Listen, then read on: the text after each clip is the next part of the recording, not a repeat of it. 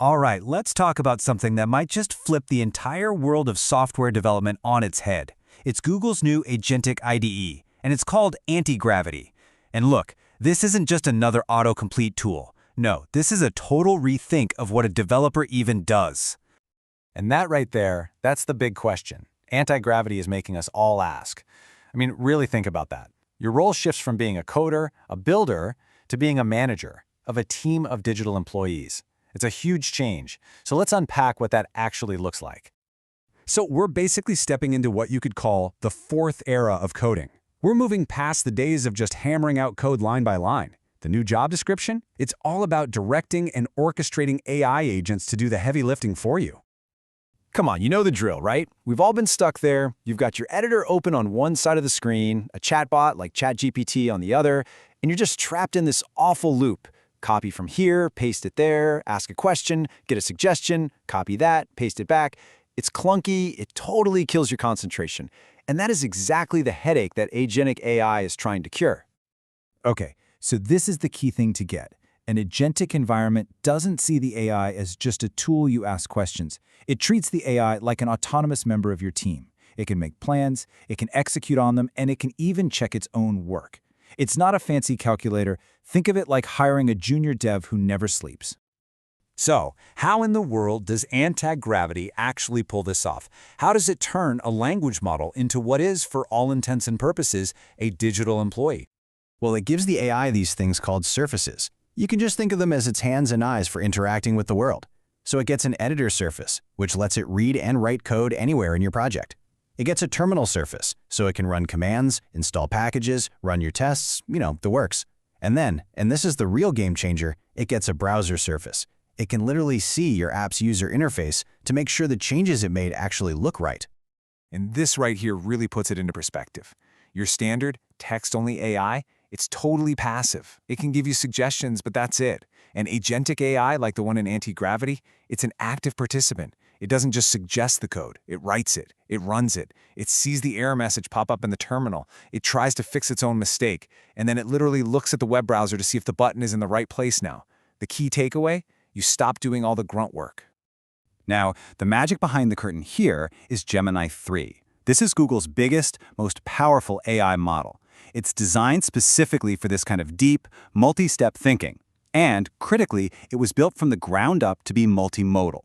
That means it gets text, code, and images all at the same time. That's the secret sauce that makes that whole browser surface thing possible.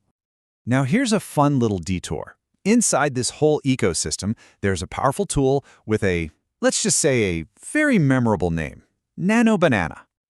Yeah, you heard that right. So the story goes, a project manager at Google just used Nano Banana as a totally random placeholder name.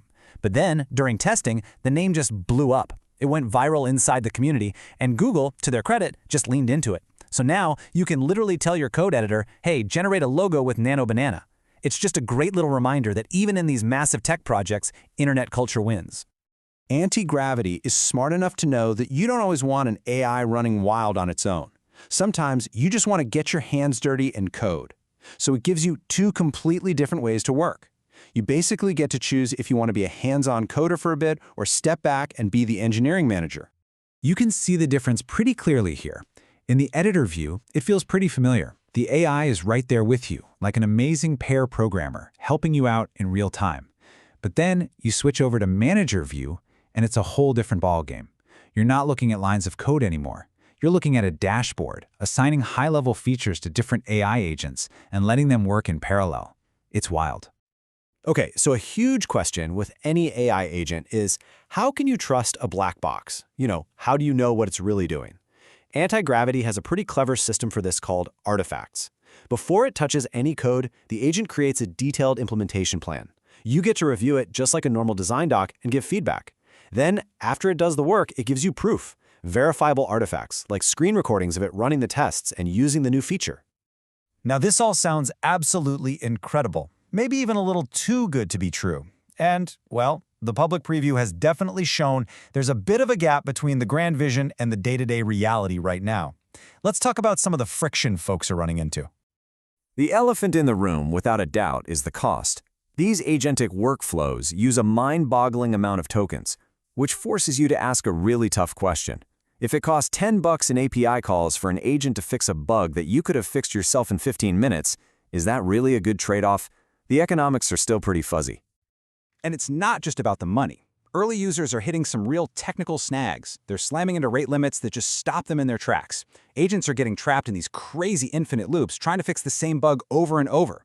And yeah, the whole thing can just be a bit crashy and unreliable. The potential is massive, but it's definitely not a polished, finished product yet. And of course, Google isn't the only one in this race. You've got other tools like Cursor and Windsurf that are also doing really interesting things. They're all pretty much based on VS Code, but Antigravity's big claims to fame, the things that really set it apart, are that integrated browser for visual checks and that multi-agent manager view. Its competitors just don't have that yet. So let's zoom out. Let's put aside the bugs and the costs for a minute. What does the arrival of tools like Antigravity really mean for your future, for your job as a developer? Well, it's kicking off this new trend that people are calling vibe coding, and it's exactly what it sounds like. It's a way of working where you worry less about the perfect syntax and more about just describing the outcome you want, the vibe. You can just say, build me a flight tracker app with a clean modern vibe, and the AI figures out the APIs, the libraries, the CSS, the whole shebang. This could blow the doors wide open for who can create software. When you boil it all down, the real bottleneck in making software isn't about how fast you can type code anymore.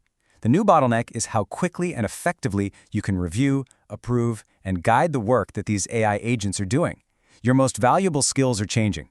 It's less about knowing a specific framework inside and out, and more about high-level system design, communicating your intent clearly to an AI, and having a sharp eye for quality and security. Your job is evolving from a builder into an architect. Which leaves us with one last big question.